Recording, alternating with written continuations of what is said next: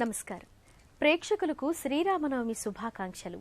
తీర్థయాత్ర కార్యక్రమానికి స్వాగతం. మూర్తి భవించిన ధర్మస్వరూపుడు శ్రీరామచంద్రుడు. విశ్వశాంతికి, సమాజ ప్రగతికి ధర్మమొక్కటే మార్గమని రాముడు ఆచరించి చూపాడు. వ్యక్తి ధర్మానికి, రాజధర్మానికి రాముడు ప్రతీక.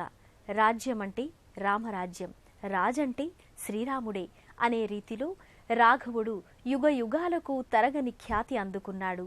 అలాంటి అవతార పురుషుడైన రాముడు ఆవిర్భవించిన, సీతమ్మను చేపట్టిన పుణ్య దినోత్సవం శ్రీరామనవమి. తెలుగువారి అయోధ్యాపురిగా, తెలుగువారి సాకేతపురిగా విశ్వవిఖ్యాతిగాంచిన దివ్య సన్నిధి భద్రాచలం. ఈ దివ్య క్షేత్రాన్ని శ్రీరామనవమి సందర్భంగా తీర్థయాత్ర కార్యక్రమంలో తిలకిద్దాం పదండి. భద్రశైల రాజమందిర శ్రీరామచంద్ర బాహు మధ్య విలసితేంద్రియ. భద్రశైల రాజమందిర శ్రీరామచంద్ర బాహు మధ్య విలసితేంద్రియ. రామా రామా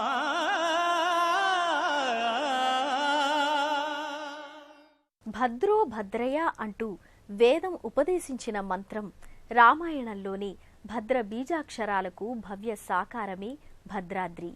వాల్మీకి మహర్షి శ్రీమద్ రామాయణంలోని మంగళా శాసనాలతో ప్రయోగించిన భద్రపద బంధాలకు దివ్య సాక్షాత్కారమే భద్రాద్రి. భద్రం అంటే శుభం, శ్రేయం, క్షేమం, మంగళం, కళ్యాణం, ఇలా అన్ని భద్రాలను సుభద్రంగా అనుగ్రహించే బంగారు కొండ భద్రాద్రి. ఈ భద్రాచలంపై అవతరించిన శ్రీ సీతారామచంద్ర స్వామి వారి దర్శనం సకల శుభదాయకం. బ్రహ్మ రాముని పాదాలు కడగడానికే అన్నట్టుగా వయ్యారపు ఒంపు తిరుగుతుంది. భద్రాద్రికి ప్రదక్షిణ పూర్వకంగా పరివేష్టితమై నిరంతర రామనామ ధ్యానంతో వడివడిగా సాగిపోతుంది. జల సవ్వడులతో రామకథను గానం చేస్తూ భద్రాచలాన్ని పునీతం చేస్తోంది. పరమ పావన గంగ గోదావరి ప్రవహించంగా, శ్రీరాముని పాదాలు కడగంగా, భక్తులందరూ గోదారిలో మునగంగా, శ్రీరామానుగ్రహంతో తరించంగా, రామదాసు కీర్తనతో ఈ గాలి, ఈ ధూళి, ఈ సన్నిధి పునీతంగా పరిఢవిల్లుతోంది. భద్రాచలం పాపరాశి కల్మషాలు దూరం చేయంగా ఇది భద్రాద్రి, ఇది భద్రాచలం. భారతీయ ఆర్ష ధర్మానికి సమున్నత ప్రతీకగా భాసిల్లే శ్రీరాముడు సీతాలక్ష్మణ సహితంగా కొలువుతీరిన భవ్య ప్రదేశం. ఇంటింటి దైవమైన శ్రీరాముడు, తెలుగువారి ఆరాధ్య దైవమైన రాఘవుడు నెలకొన్న పుణ్యక్షేత్రం. తక్కువేమి మనకు రాముండొక్కడుండు వరకు అంటూ రామతత్వాన్ని ఘనంగా కీర్తించి, రాముని వారము మాకేమి విచారము అంటూ రాముని పట్ల ఎనలేని అనురక్తి కనబరిచి, ఇక్ష్వాకు కులతిలక ఇకనైనా పలుకవా రామచంద్ర అంటూ రాముణ్ణి శరణువేడిన భక్తాగ్రగణ్యుడు, వాగ్గేయకారుడు రామదాసు భద్రాచల రామచంద్రునికి తొలిసారిగా ఆలయాన్ని నిర్మించాడు. రామా రామా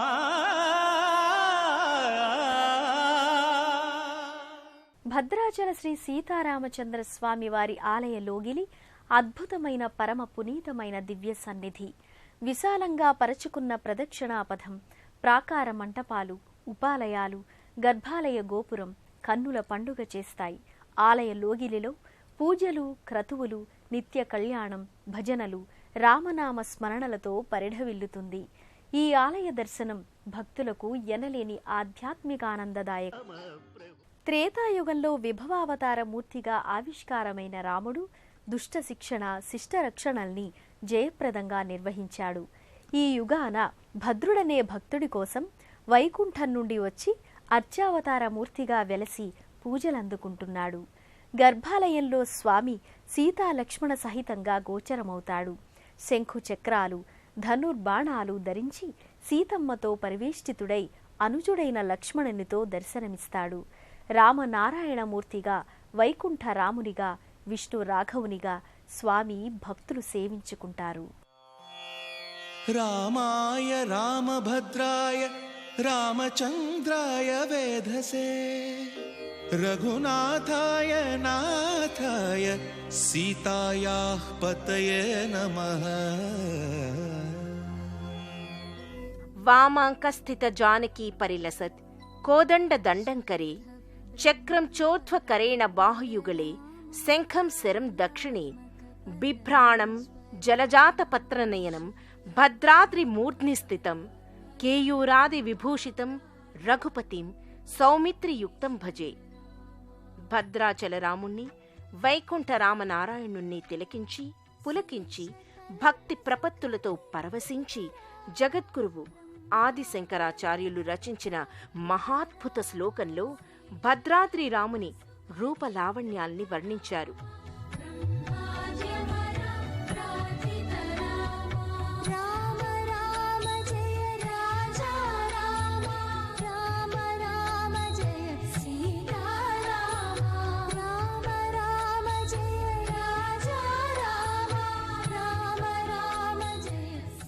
జగదానంద కారకుడైన జనప్రియుడైన జానకీవల్లభుడైన రామచంద్ర మహాప్రభువుని దర్శించి భక్తులు ఆనందభరితులవుతారు. ఎవరి నామం పరమ పావనమైనదో, ఎవరు సర్వులను రంజింపచేస్తాడో, ఎవరు మూర్తీభవించిన ధర్మస్వరూపుడో, ఎవరు ధీరోదాత్తుడో, మర్యాద పురుషోత్తముడో, శక్తిశీలాలచే పరిమళించే మంగళాకారుడో అతడే శ్రీరామచంద్రుడు.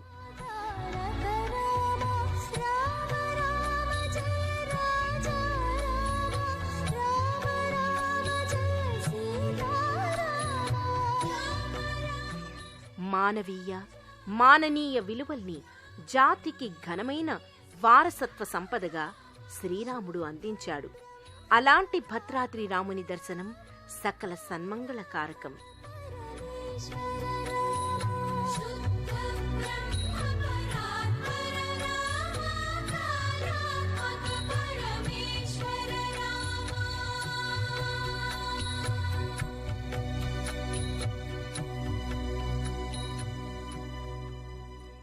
ప్రతి జ్యేష్ఠ నక్షత్రాన 108 కలశాలతో జ్యేష్ఠాభిషేకాన్ని స్వామివార్ల ఉత్సవమూర్తులకు నిర్వహిస్తారు.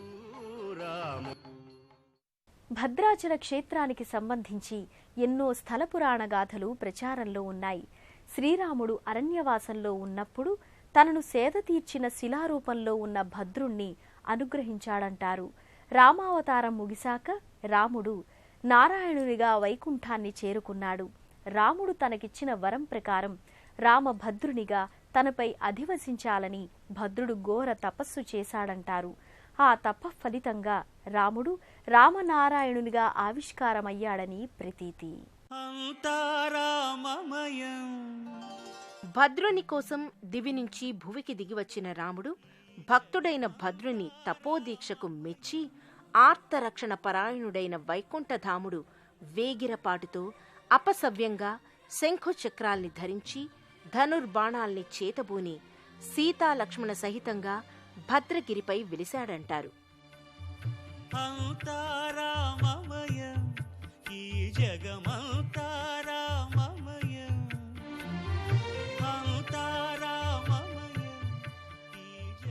16వ శతాబ్దంలో పోకల దమ్మక్క అని భక్తురాలు సీతా రామలక్ష్మణ అర్చావతార మూర్తుల్ని ఓ పుట్టలో తొలిసారిగా చూసిందంటారు. ఆ మూర్తులకు తాటాకు పందిరివేసి నిత్యం తాటిపళ్లనే నైవేద్యంగా సమర్పించిందని చెప్తారు. తాటిపళ్లనే భద్రాద్రి రాముడు తనివి తీరా ఆరగించి దమ్మక్కను అనుగ్రహించాడంటారు.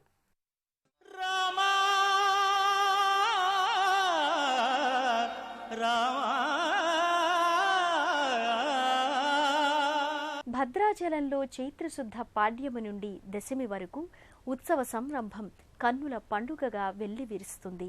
వసంత నవరాత్రులు భద్రాచలంలో వైభవోపేతంగా ప్రకటితమవుతాయి. శ్రీరామనవమి నాడు భద్రాద్రి భక్తాద్రిగా మారిపోతుంది. మిథిలా ప్రాంగణంలో నేత్రోత్సవంగా రమణీయ కమనీయ సంబరంలో సాగే సీతారాముల కళ్యాణం ఓ ఆనందార్ణవ సన్నివేశం. సీతారాముల కళ్యాణం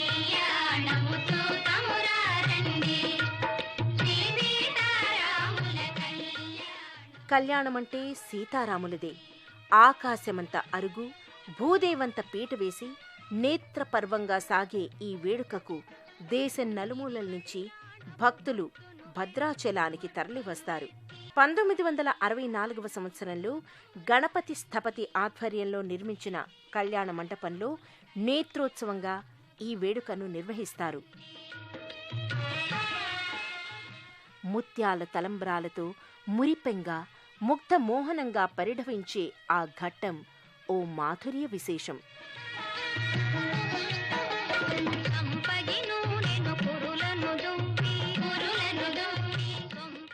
కళ్యాణ వైభోగంతో శ్రీరామనవమి నాడు భద్రాచలం రామ భక్తజనం ముగ్ధులవుతారు.